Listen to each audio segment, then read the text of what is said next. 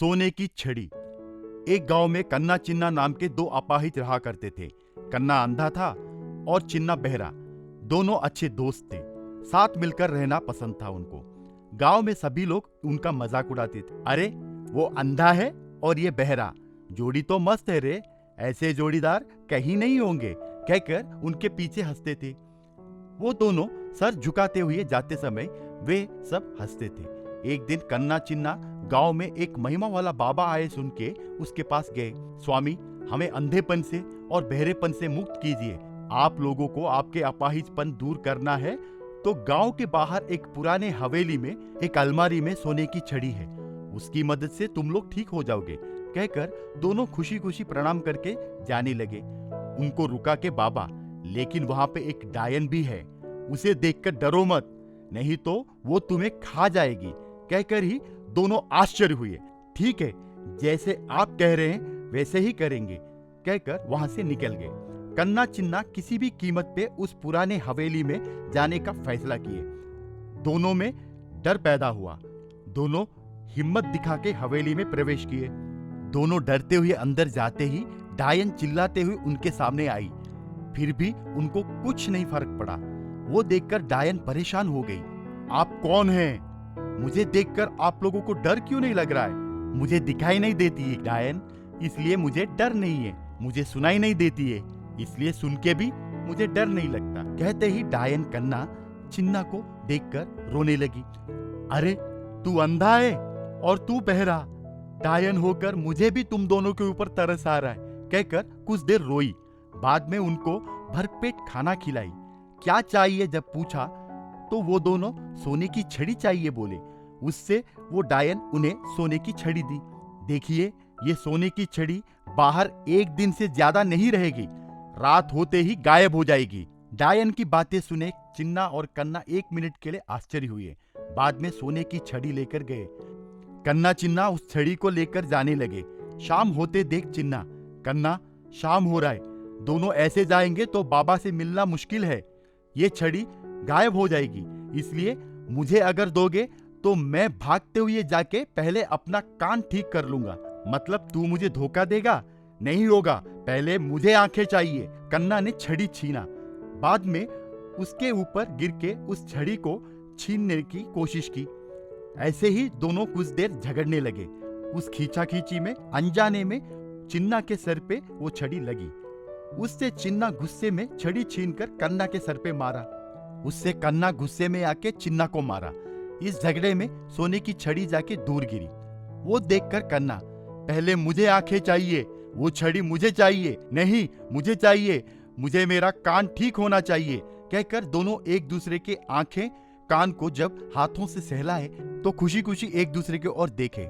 बाद में दोनों अपाहिजपन से दूर हुए और वो दोनों घोड़े का विश्वास। उदयपुर नाम के गांव में सैदुलू नाम का व्यक्ति रहता था। सैदुलू घोड़ा गाड़ी चलाकर जीवन गुजारा करता था। उनके पास माया नाम का घोड़ा रहा करता था। वो बहुत वफादार था। माया बहुत चालाक, चतुर और बलशाली घोड़ा था। सैदुलू रोज घोड़े गाड़ी चला के बहुत सारा पैसा कमाया। सैदुलू बहुत अमीर बन गया। वो पैसों के साथ साथ स्वार्थ भी वैसे ही कमाया। वैसे कुछ साल गुजरने के बाद माया के पैर में जख्म हुआ। वो घाव इतना बढ़ गया कि वो चल नहीं पाई। सैदुलू वो गौर करके उसके पैरों में दवाई लगाकर पट्टी बांधा, पर वो घाव कम होने के बजाय बढ़कर बड़ा हो गया और वो कमजोर पड़ गया। वो गौर किया। सैदुलू वेटरनरी डॉक्टर के पास जाकर उसे अपने साथ घर लेकर आया। माया को देखकर वो डॉक्टर, सैदुलू घाव बहुत बड़ा है, कम होने के लिए बहुत समय लगेगा। कितने दिन लगेंगे डॉक्टर साहब? कम से कम 1 महीना लगेगा। उसे आराम दे, अच्छी दवाई दे।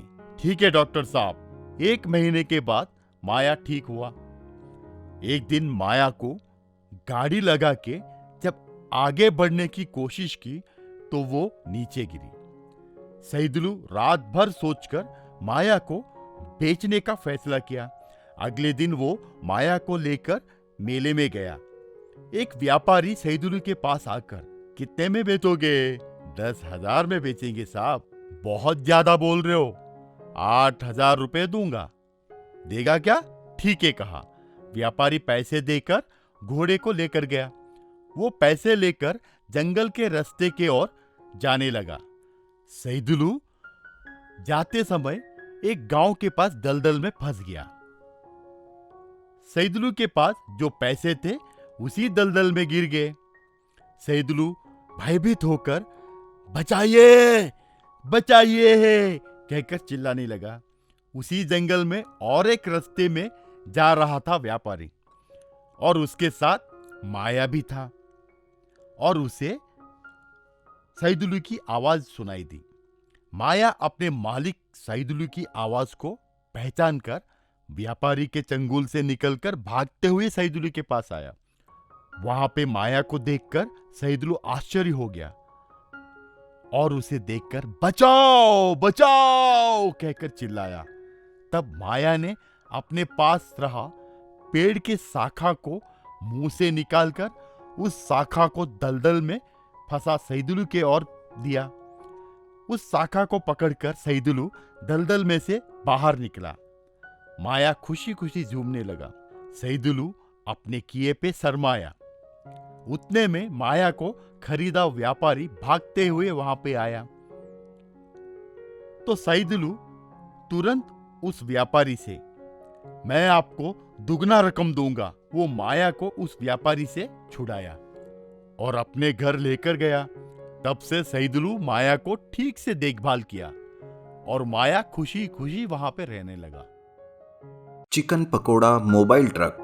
अहमदाबाद नाम के एक शहर में पटेल नाम का एक अमीर आदमी रहता था। पटेल का बहुत बड़ा व्यापार रहता है और उसे एक ही बेटा था जिसका नाम जय था। जय एक बहुत अच्छा लड़का रहता है और उसे अपने पिताजी के बिजनेस में कोई रुचि नहीं रहती। जय की रुचि खाना बनाने में होती है। उसे कुकिंग क्लासेस ज्वाइन करनी रहती है, लेकिन उसके पिताजी उसका एडमिशन MBA में करवा देते हैं और पहले ही साल में जय फेल हो जाता है। इसके लिए उसके पिताजी उस पर चिल्लाते हैं। वो कहते हैं, अरे कमबख्त, तू तो एग्जाम भी पास नहीं कर पा रहा है, आगे जाकर क्या करेगा? पिताजी, इसलिए तो मैं पहले से ही कहता आ रहा हूँ कि मेरा MBA की पढ़ाई में बिल्कुल भी मन नहीं लगता। मुझे तो कुकिंग क्लासेस करके खुद का बिजनेस शुरू करना है। अच्छा, अब रास्तों और चौराहे पर तू पकोड़े तल के बेचेगा और अपने बाप की इज्जत को मिट्टी में मिलाएगा, क्यों? नहीं पिताजी, आप गलत समझ रहे हैं इस बिजनेस को। मुझे बस आप एक मौका दीजिए, मैं आपको साबित करके दिखाऊंगा कि ये बिजनेस भी क्या कमाल कर सकता है। ठीक है, मैं तुम्हें एक मौका जरूर दूंगा, लेकिन अगर तुम इसमें कामयाब नहीं हुए तो मैं जैसे कहूंगा वैसे ही तुम्हें करना पड़ेगा, समझे तुम? हाँ पिताजी, मैं भी अपने आप को साबित करने की पूरी कोशिश करूंगा। उस दिन के बाद जय एक पुरानी वैन खरीदता है और उसको एक मोबाइल ट्रक में बदल देता है और शहर में पैम्पलेट छपवा देता है कि किसी भी शादी या पार्टी फंक्शन के लिए ऑर्डर लिए जाएंगे। दूसरे दिन ही जय को एक ऑर्डर मिलता है। उसे एक फोन आता है। हेलो, हमें कल एक पार्टी के लिए चिकन पकोड़ा स्नैक्स में चाहिए, क्या आप आ सकते हैं? जी हाँ, मैं चिकन पकोड़ा स्पेशलिस्ट ही हूँ, कहिए कितने बजे आना है? जय को 10 बजे पहुंचने का टाइम दिया जाता है, लेकिन उसका रास्ते में एक छोटा सा एक्सीडेंट होता है और उसे वहीं पर समय हो जाता है, जिसकी वजह से उसे पार्टी में जाने के लिए देर होती है। ऊपर से पार्टी वाला आदमी फोन कर करके जय के ऊपर चिल्लाता है। जय एक आइडिया लगाता है, एक होटल से 40 प्लेट चिकन पकोड़े खरीद लेता है और पार्टी में पहुंचता है। जैसे ही वो चिकन पकोड़े सर्व करता है, उसी पार्टी से एक आदमी कहता है, अरे ये चिकन पकोड़ी की टेस्ट तो जानी पहचानी लग रही है। वो आदमी जय को बुलाता है। जय आता है। जी, आपने मुझे बुलाया, कहिए सर, क्या बात है? एक बात बताओ, ये चिकन पकोड़े क्या आपने बनाए हैं? जी हाँ, मैंने ही बनाए हैं, कोई प्रॉब्लम है क्या सर? वो आदमी जय के तरफ देखता ही रहता है और जय से कहता है, अरे सुनो, ये चिकन पकोड़े तुमने नहीं बनाए हैं, क्योंकि ये मेरे ही होटल से आए हैं। मैं अपने होटल के चिकन पकोड़े की टेस्ट अच्छी तरह से पहचानता हूँ। ये बातें सुनकर पार्टी वाला आदमी आता है और जय को बेइज्जत करके पार्टी से बिना पैसे दिए निकाल देता है। जय बहुत नाराज होता है। उसको लगता है कि अब तो पिताजी जैसे कहेंगे वैसा ही उसे करना पड़ेगा। वो घर जाता है और नाराज बैठे हुए रहता है। तभी उसके पिताजी आते हैं और वो उसे कहते हैं, अरे जय, आज पार्टी में जो हुआ मैंने सुना। अब तो तुम्हें वही करना होगा जो मैं तुमसे कहूंगा। जी पिताजी, जैसा आप कहेंगे मैं वैसा ही करूंगा। अरे बेटा, पहला ही ऑर्डर पार्टी का लोगे तो गलती की गुंजाइश तो होगी ही ना। इससे अच्छा तो तुम एक चौराहे पर अपनी वैन लगाओ और चिकन पकोड़े वहां पर बेचो। क्या कहते हो? जय पिताजी की यह बात सुनकर एकदम खुश होता है और उसकी हिम्मत भी बढ़ जाती है। वो अपनी ही वैन को शहर के चौराहे पर लगाता है और वहां पर चिकन पकोड़े बेचने लगता है।